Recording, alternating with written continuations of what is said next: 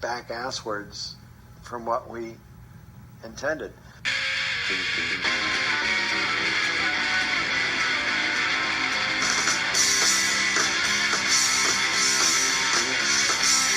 Some promoter guy said, come to New York and play.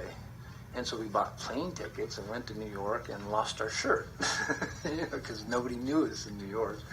California Borealis had come out in California, but it hadn't gotten out there yet.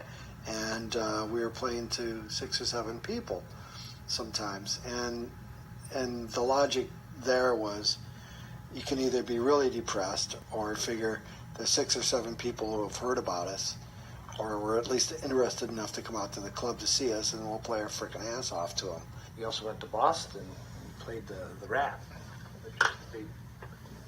the famous underground club in Kenmore Square.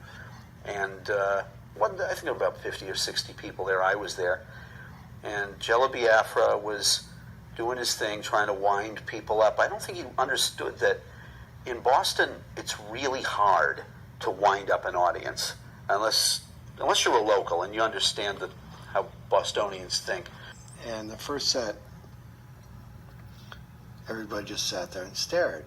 And so the second set, he ran around and shook things up by pouring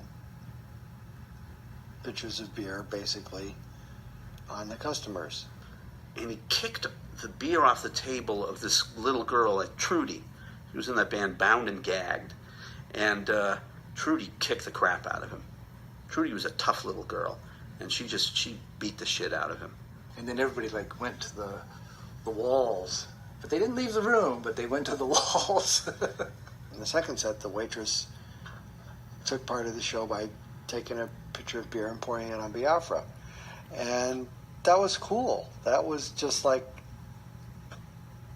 exactly what needed to be done. That was the kind of thing that we like to do, it was break down the barrier between the audience and at the same time not do what they expected. And Biafra had a lot of that focus on that.